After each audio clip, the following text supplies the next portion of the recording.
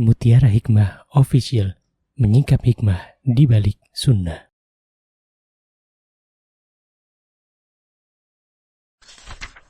Salurkan donasi terbaik Anda untuk mendukung dakwah Mutiara Hikmah Official. Umroh akhir tahun plus Daurah Parenting Islami bersama Ustadz Hanan Yasir MA, Ustazah Imro'atul Azizah, 2 kali sholat Jumat. Kelas Daurah Parenting setiap hari. Konsultasikan dan daftarkan diri Anda sekarang juga. Mari kita ikut serta dalam pembebasan tanah wakaf untuk pembangunan Masjid Mutiara Hikmah. Bagi Anda yang ingin menyalurkan donasi, bisa melalui rekening Bank BSI di nomor rekening 2200220245 atas nama Masjid Mutiara Hikmah.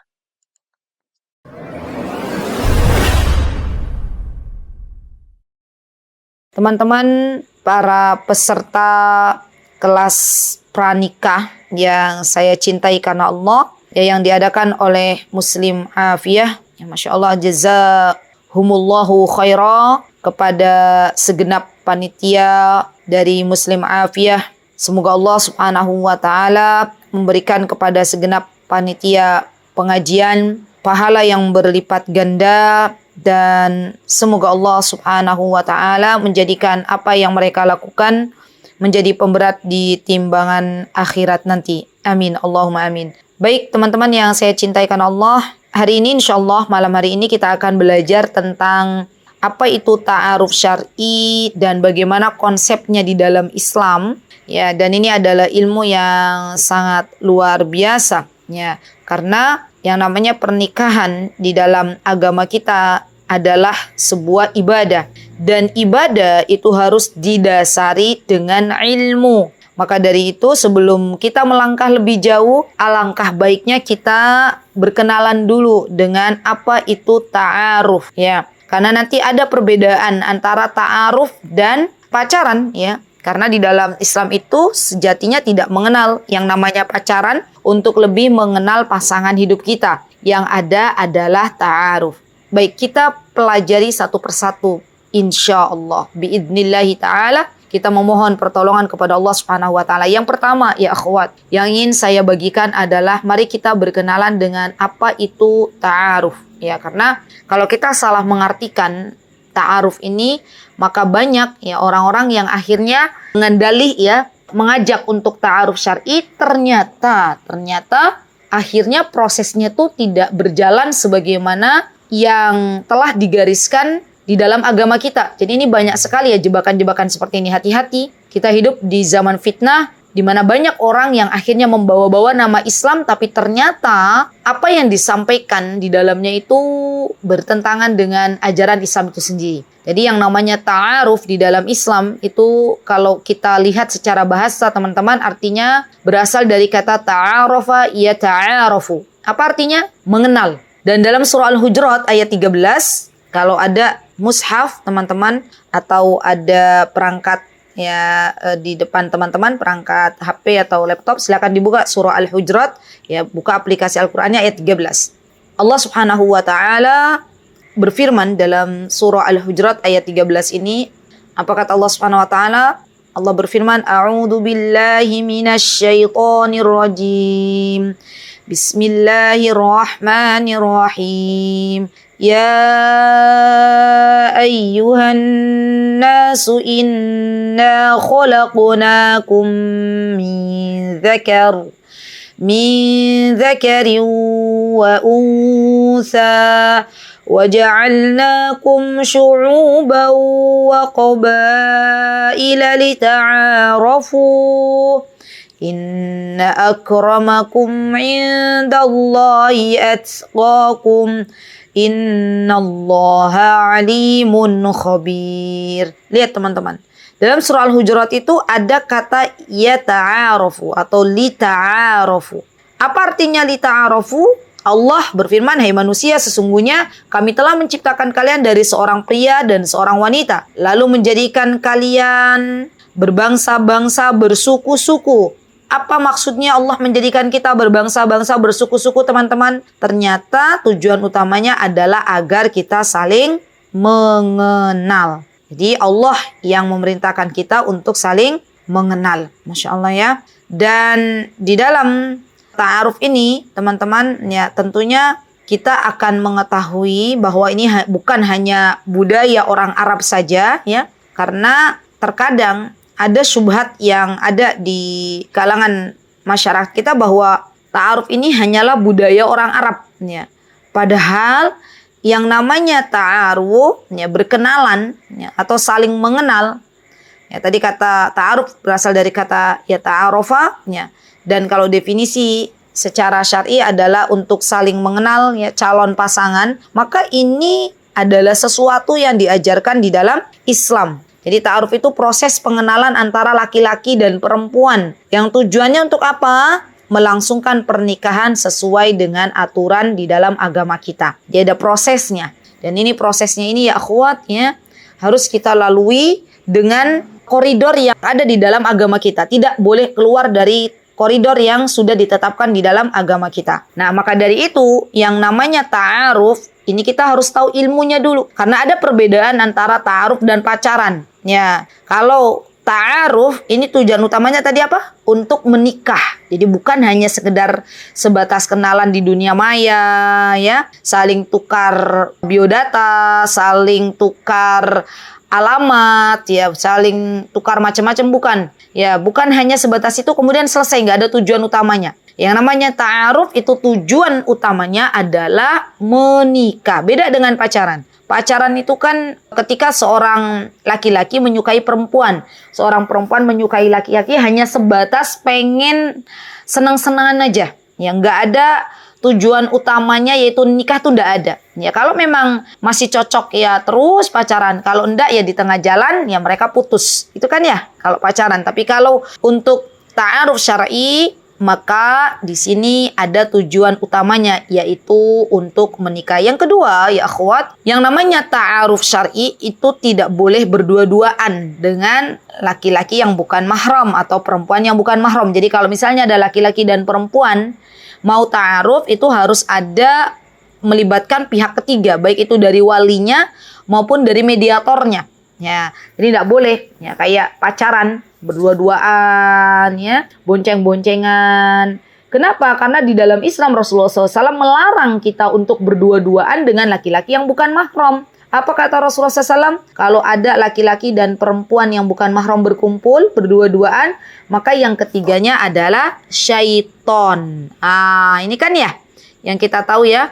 Jadi hati-hati ya kalau pengen kenal-kenalan. Ya bukan dua-duaan ya dalam satu ruangan, bukan. Tapi lebih dari itu harus ada pihak ketiga. Ya baik itu dari wali maupun dari keluarga ataupun dari mediator itu sendiri. Ini Masya Allah ini termasuk tipu daya setan ya teman-teman. Tipu daya setan tuh luar biasa jeli ya ketika pengen mengganggu anak Bani Adam. Di awalnya pengen ta'aruf tapi ternyata akhirnya berdua-duaan, maka itu bukan ta'aruf. Tapi yang namanya ta'aruf itu bukan berdua-duaan, melainkan ada mahram yang menemani. Jadi perbedaan yang kedua adalah kalau ta'aruf itu tidak boleh berdua-duaan dengan laki-laki atau perempuan yang bukan mahram. Yang ketiga, di antara perbedaan ta'aruf dan pacaran teman-teman, maka tidak ada yang namanya komunikasi sesuatu yang tidak perlu dan langsung. Ya langsung to the point kepada pasangannya. Enggak ada. Yang ada kalau ta'aruf itu kita tanya melalui mediator. Jadi melalui pihak ketiga. Ya, hati-hati ya teman-teman. Kadang tuh setan tuh menjerumuskan dari segala arah. Depan, belakang, atas, bawah, ya timur, barat, utara, selatan. Jadi jangan pernah kita menganggap bahwa ketika kita sudah melakukan sebuah ta'aruf, kemudian kita boleh menanyakan apapun yang kita akan tanya kepada calon pasangan kita. Ya ingat, setan itu ada di mana-mana. Ya, khawatir nanti kalau kita tanya langsung malah jadi kebablasan. Ya, jadi tanyanya melalui siapa?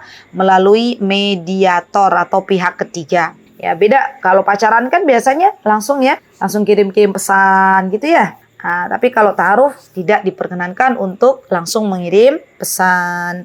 Baik. Kemudian di antara perbedaan antara ta'aruf dan pacaran ya, di antaranya adalah ta'aruf ini biasanya ada waktunya, ya, terbatas dengan waktu. Maksudnya diberikan waktu gitu loh.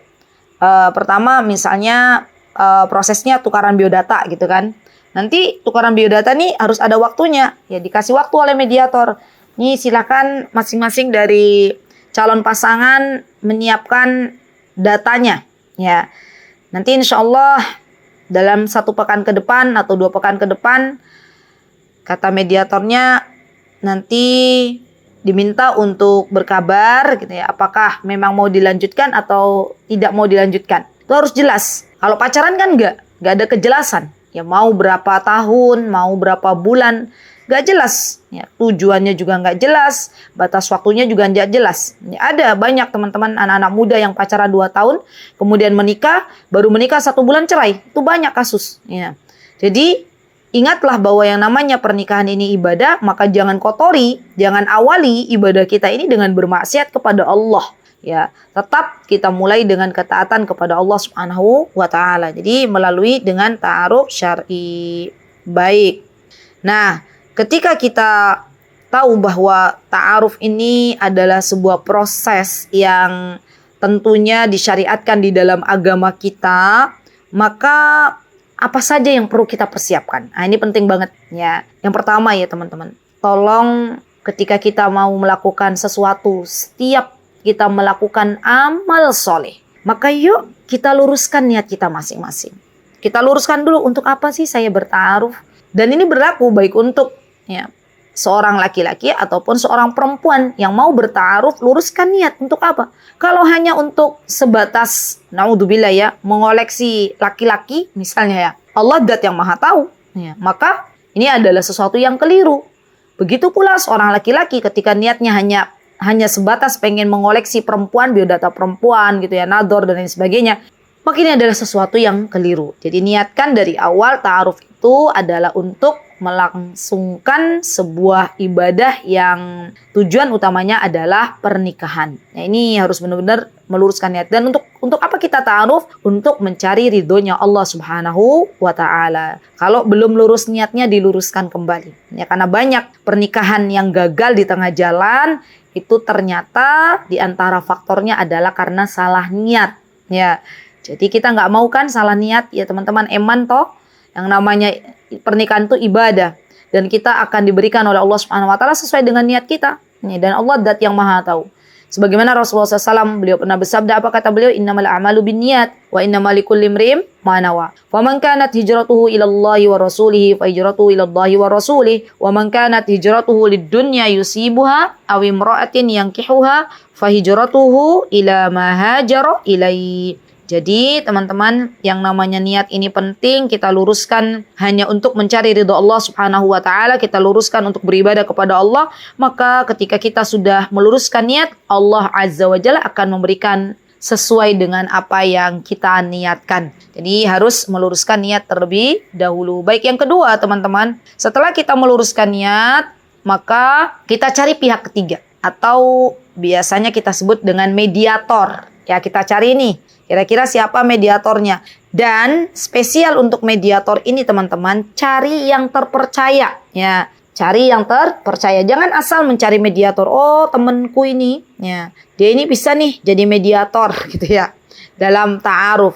Khawatir nanti kalau misalnya teman kita ternyata tidak amanah, biasanya ya teman-teman, ya, biasanya jomblang jadi kejomplang, ya. Malah akhirnya mediatornya ini yang berpacaran dengan calon pasangan teman-teman semuanya. Ini memang harus amanah dulu. Siapa nih pihak ketiganya nih yang kira-kira amanah dan itu bisa dijadikan sebagai mediator bagi kita dalam berta'aruf. Ya, Masya Allah. Ini penting untuk meminta kepada Allah. Ini paling penting lagi nih. Ya Allah, saya memohon berikan kepada hamba mediator yang aman, mediator yang amanah, mediator yang salih, mediator yang salihah. Dan kalau bisa lagi teman-teman adalah mediatornya itu suami istri, ya, suami istri. Jadi nanti enaknya ke depannya teman-teman bisa memberikan biodatanya ke istri mediatornya Kemudian nanti calon pasangan teman-teman bisa memberikan biodatanya ke suami mediator. Jadi nggak ada lagi yang namanya calon pasangan kita ngasih biodatanya ke akhwat, gitu, ke mediator yang akhwat. Atau sebaliknya, misalnya mediatornya ikhwan, kita kasih biodatanya akhirnya jatuh ke tangan mediator yang ikhwan. Diaman insya Allah, gitu ya. Jadi cari mediatornya, jikalau memungkinkan cari yang suami istri dan amanah, dan tentunya dengan meminta kepada Allah Subhanahu wa taala. Baik, kemudian yang ketiga, setelah kita meluruskan niat mencari mediator yang amanah, yang ketiga adalah kita tulis ya, kita tulis biodata. Nah, ini penting banget. Dan dalam menulis biodata itu harus jujur ya teman-teman. Ya, nggak bisa kita berbohong dalam menulis biodata. Ya jujur, apa adanya. Tidak ada yang kita tutup-tutupi. Ya, kalau memang kita mau menulis sesuatu, ya maka minta dulu kepada Allah Subhanahu Wa Taala agar Allah Azza wa Jalla membimbing kita. Dan ini penting, banyak loh teman-teman. Kita itu dalam semua urusan di dunia ini yang tidak melibatkan Allah Subhanahu Wa Taala. Maka dari itu akhirnya apa yang ada overthinking, yang ada semakin berat menjalani kehidupan ini, yang ada akhirnya menyerah. Kenapa? Karena sesuatu yang besar kita pikul sendiri. Padahal jelas kalau kita serahkan kepada Allah Subhanahu wa taala, maka semuanya akan terasa menjadi lebih ringan. Karena Allah Subhanahu wa taala yang akan menolong kita, ya Allah Subhanahu wa taala yang akan memberikan solusi-solusi dari segala apa yang kita butuhkan. Ya, jadi jangan lupa kita juga dalam menulis biodata itu minta petunjuk dari Allah Subhanahu wa taala. Jadi kalau dulu saya dan Ustadz Hanan tuh kan yang menjadi mediator dulu ibu mertua saya. Masya Allah, jadi ibu langsung ya. Dan itu ketika biodata itu sampai, saya dibuat terkejut ya oleh tulisan Ustadz Hanan ya. Semoga Allah menjaga beliau. Semoga Allah menjaga beliau dan semoga Allah Azza wa Jalla mengaruniakan kesehatan untuk beliau. Jadi beliau tuh nulis gitu ya. Nulis biodata teman-teman. Jujur, ya, kalau zaman dulu kita masih pakai manual ya. Jadi kami ta'aruf tuh tahun 2003 akhir. 2003 akhir kita ta'aruf. Ya, kemudian kita kirim-kirim biodata waktu itu.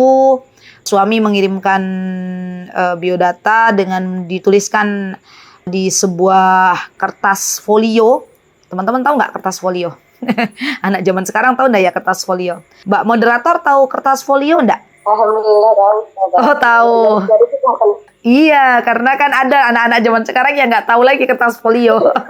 Karena tugasnya banyak di ini ya, digital, jadi nggak tahu kertas folio. Ya, jadi teman-teman, Ustadz tuh menulis gitu biodata beliau. Sampai kurang lebih dengan tulisan tangan beliau, Masya Allah, Allahumma barik. Masya Allah, Allahumma barik. Itu kertas folionya tuh tulisan beliau tuh 5 halaman bolak-balik itu, Masya Allah. Berarti 5 lembar, 10 halaman bolak-balik itu beliau nulis itu, Masya Allah, Masya Allah. Sampai akhirnya biodata tuh jatuh ke tangan paman saya. Ya, paman saya pengen lihat. Ya.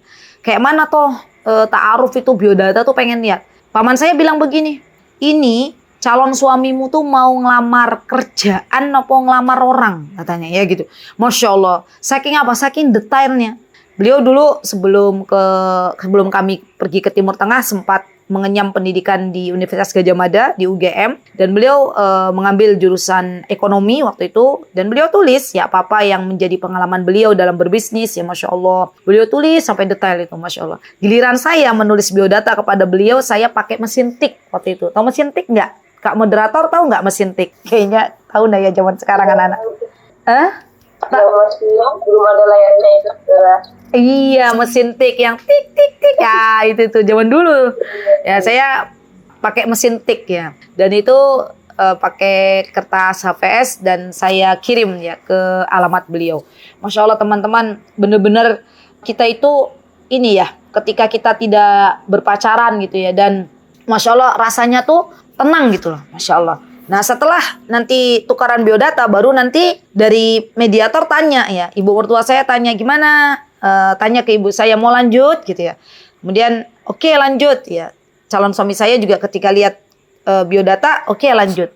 Nanti setelah lanjut teman-teman ya, dari tukaran biodata itu kalau di ta'aruf itu, maka kemudian yang seharusnya kita lakukan adalah nadhar sebelum khitbah. Jadi ada sebelum khitbah itu, setelah ta'aruf itu namanya nadhar ya. Dan nadhar ini adalah sesuatu yang diperkenankan di dalam agama kita. Ya, setelah kita menggali data pribadi yang melalui tukar biodata, masing-masing menceritakan biografinya secara tertulis, ya, dan tidak harus melakukan pertemuan kalau untuk hanya sekedar menuliskan biodata, ya. Kemudian setelah itu apa? Nadhar ya. Oh iya teman-teman, alhamdulillah Allah ingatkan. Termasuk di antara yang diperbolehkan juga kita mencari tahu tentang calon pasangan kita dari orang-orang terdekat. Itu juga boleh. Ya, misalnya kita punya tetangga yang itu memang kita punya teman yang teman kita itu tetangga calon suami teman-teman semuanya, itu boleh tanya-tanya gimana sih akhlaknya beliau, itu boleh. Ya. Nah, kedua nadhar. Nadhar itu biasanya calon mempelai laki-laki atau calon pasangan laki-laki ini datang ke calon pasangan wanita. Ya, dan dibolehkan bagi seorang laki-laki untuk melihat bagaimana calon pasangannya, dan kita yang sebagai calon wanita juga boleh melihat bagaimana calon pasangan kita. Ya, itu diperbolehkan dalam Islam. Ya, dan dulu saya itu teman-teman, ya, ketika calon pasangan saya nadhar ke rumah beserta keluarga besar beliau datang ke rumah, dan saya juga ditemani oleh keluarga gitu ya. Itu bener-bener rasanya tuh nano-nano. Dag digdug, Masya Allah. Karena saya belum pernah jumpa sebelumnya. Ya. Dan ketika itu saya masih ingat betul ketika proses nadhar itu, saya awalnya belum melihat ya. Kemudian ibu dan bapak memanggil saya ke ruang tamu ya untuk melihat, ya, diperlihatkan calon pasangannya. Dan ketika itu saking deg-degannya ya teman-teman, saya itu kan pakai kacamata ini sudah di bangku SMA ya, kelas 1 itu saya sudah pakai. Nah, ketika saya dipanggil oleh ayah saya ya, Allah yarhamu, saya tuh deg-degan gitu loh. Dari kamar tuh saya sepertinya perasaan saya tuh udah lurus menuju pintu ya. Tapi karena saking deg-degannya, akhirnya, Masya Allah, bukan pintu yang saya tuju, tapi dinding yang saya tuju. Dan itu kacamata saya masih ingat, zaman dulu kan belum ada yang namanya, jarang lah yang namanya kaca itu dari mika. Tuh ada juga dulu dari kaca, tuh kaca beneran. Ya. Itu pecah loh, ya, retak jadi 2. Mungkin saking benturannya keras atau apa, wallahu ta'ala alam. Sampai akhirnya saya ketika itu masih ingat ya sudahlah, saya memutuskan untuk melepas kacamata. Dan di samping saya ada bule, ada tante gitu ya. Dan saya tanya kepada tante, gimana Tan? Kira-kira calon pasangan saya tuh kira-kira menurut tante kayak mana gitu ya. Alhamdulillah setelah dapat persetujuan dari tante saya ya, adik ibu, alhamdulillah saya semakin mantap. Ya sudah, alhamdulillah, bismillah, mantap gitu ya. Nah, suami juga begitu, calon pasangan suami saya ketika ditanya gimana Mas? Mantap Mas. Kata ibu ya, ibu mertua. Oke mah, mantap, jalan. Ya lanjut. Ya, alhamdulillah. Nah, jadi nadhar itu teman-teman diperbolehkan. Bagi teman-teman yang bernikob, ya, ketika nadhar kalau misalnya pasangannya meminta untuk dibuka, maka boleh dibuka. Ya, dibuka nikobnya gitu, biar lebih jelas lagi. Ya, jangan sampai kita istilahnya pasangan kita membeli kucing dalam karung gitu loh. Jadi kalau memang beliau minta untuk kita membuka ya nikobnya, maka kita boleh membukanya. Dan tentunya nadhar ini juga tidak boleh berdua-duaan. Yang ada kita ditemani oleh wali kita ya. Dan ini adalah sesuatu yang disyariatkan di dalam agama kita. Baik, nanti setelah nadhar ya akhwat, kalau memang oke dua-duanya jalan, dan tentunya teman-teman dari mulai tukaran biodata sampai nanti nadhar tuh libatkan Allah. Jadi terus minta petunjuk sama Allah. Ya Allah, berikan petunjuk ya Allah, apakah ya calon pasangan saya itu seorang yang terbaik menurut Engkau, seorang yang sholih, atau tidak terbaik menurut Engkau. Dan Allah akan kasih jalan kok teman-teman. Allah akan kasih jalan. Kalau memang itu baik, maka insya Allah urusannya dipermudah, diperlancar oleh Allah Subhanahu Wa Taala. Tapi kalau memang tidak terbaik menurut Allah, maka nanti Allah kasih deh. Allah kasih sebelum ada pernikahan, sebelum ada khitbah tuh nanti Allah kasih sinyal-sinyal gitu. Oh ternyata misalnya ya, oh ternyata calon pasangannya naudzubillah misalnya, naudzubillah. Ternyata dia penyuka sesama jenis misalnya, naudzubillah. Ya, dan ini yang paling ngeri. Boleh zaman sekarang teman-teman wali kita itu tanya kepada calon pasangan teman-teman nanti ya, boleh yang tanya biarkan wali kita ya, tanya apakah Anda itu termasuk seseorang yang normal, yang mencintai laki-laki perempuan atau mencintai laki-laki dan laki-laki. Ini lebih baik ditanya dari awal dan ini lebih selamat ya. Jangan sampai naudzubillah summa naudzubillah setelah pernikahan baru ketahuan ternyata naudzubillah summa naudzubillah ya, ternyata pasangan kita itu pecinta sesama jenis. Ya, jadi jangan sampai seperti itu ya, karena ada beberapa kasus yang pernah saya ceritakan di beberapa kajian. Ada seorang wanita yang dia baru saja menikah gitu ya, belum lama, kemudian dia depresi, ternyata ketahuan bahwa pasangan beliau penyuka sesama jenis. Jadi boleh zaman sekarang kita tanya ya, dan ini lebih baik, lebih selamat daripada sudah menikah. Gitu ya teman-teman. Oke, setelah misalnya lanjut nador, lanjut lagi misalnya ya, baru kemudian khitbah. Ya, khitbah itu juga penting ya. Khitbah itu berarti nanti biasanya kita sebut dengan lamaran. Ya, lamaran ya, kalau di mana di dalam agama kita ini ya, lamaran itu disebutnya dengan khitbah. Dan boleh ya ketika memang sudah cocok, oke, lanjut, maka boleh yang namanya lamaran atau khitbah. Khitbah ini bagaimana? Misalnya caranya ya, pihak laki-laki dengan keluarga besar datang gitu dan menyatakan bahwa keluarga besar laki-laki yang menyatakan bahwa putranya atau cucunya ya melamar kita ya, dan kita yang sudah di khitbah itu tidak diperkenankan untuk menerima lamaran orang lain ya. Jadi hati-hati teman-teman, kalau memang teman-teman sudah ada yang mengkhitbah, maka tidak diperkenankan untuk menerima lamaran seseorang, karena diibaratkan ya, yang namanya khitbah itu ibaratnya ya, kita ini misalnya barang gitu ya. Nah, barangnya ini sudah ditawar ya.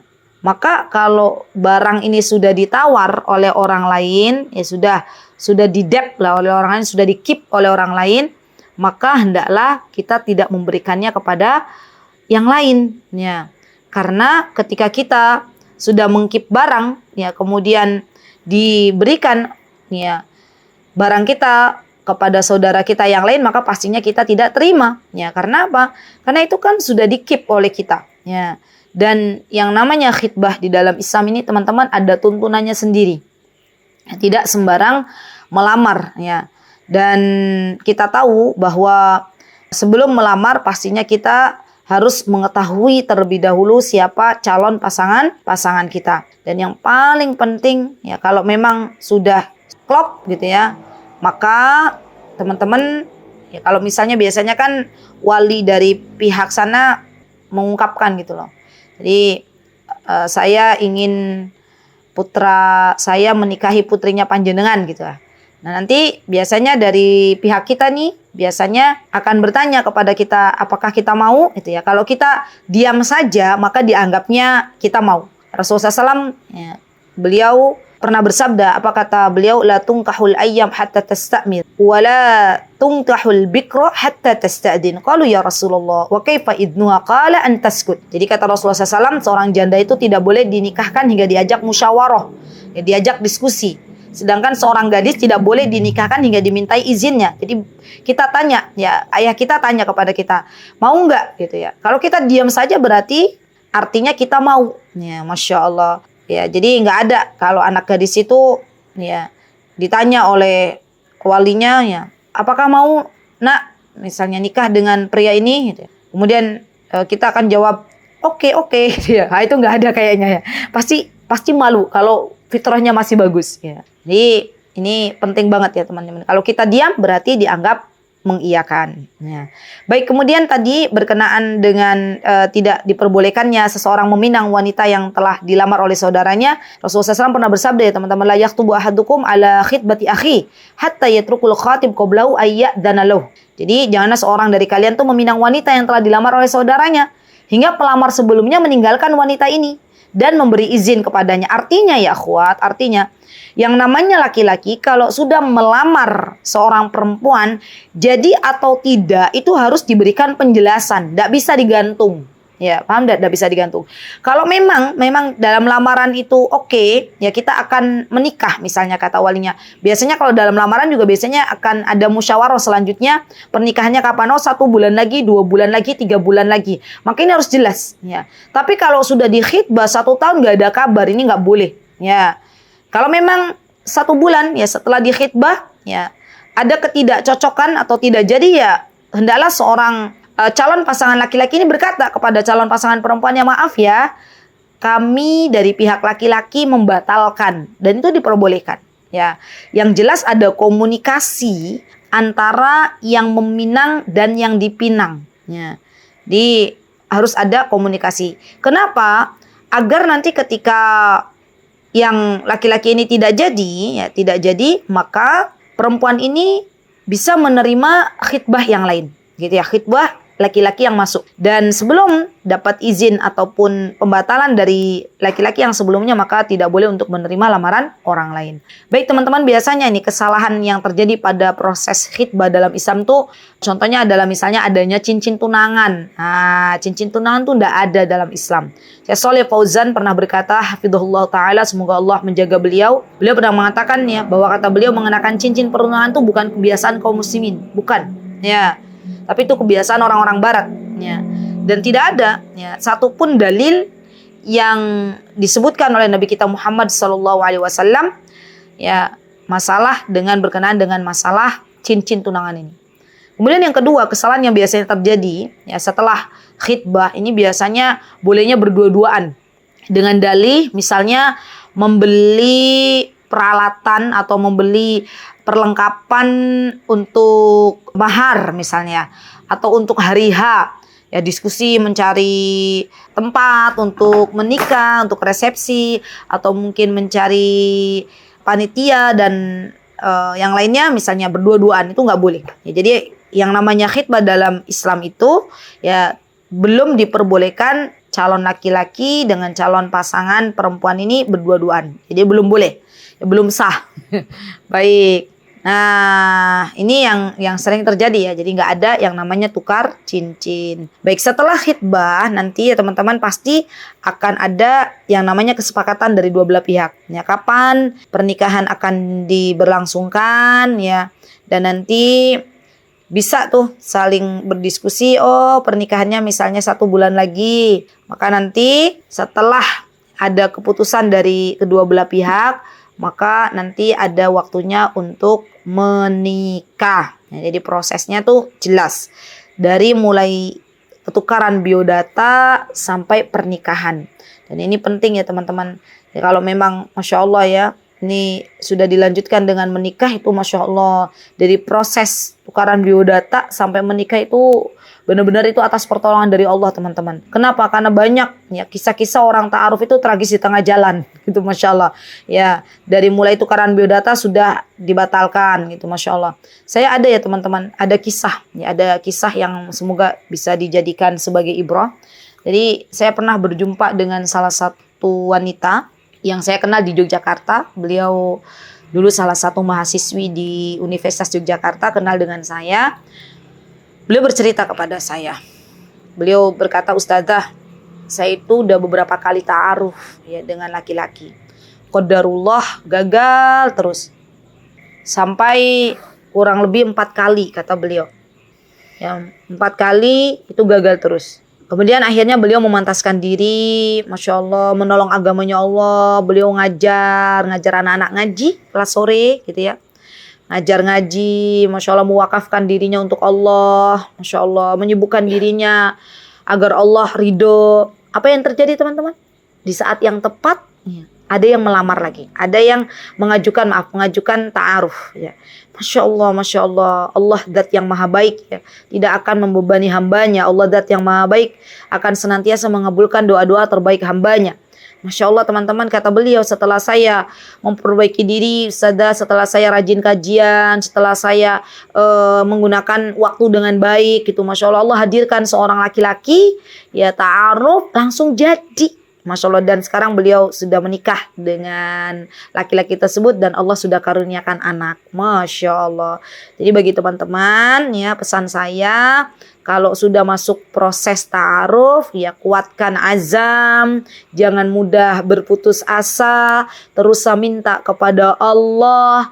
Dan percayalah bahwa Allah itu zat yang maha baik yang akan memberikan kepada teman-teman seorang calon yang memang itu adalah yang terbaik dari Allah Subhanahu wa Ta'ala. Baik, insya Allah cukup ya untuk materinya. Begitu ya teman-teman.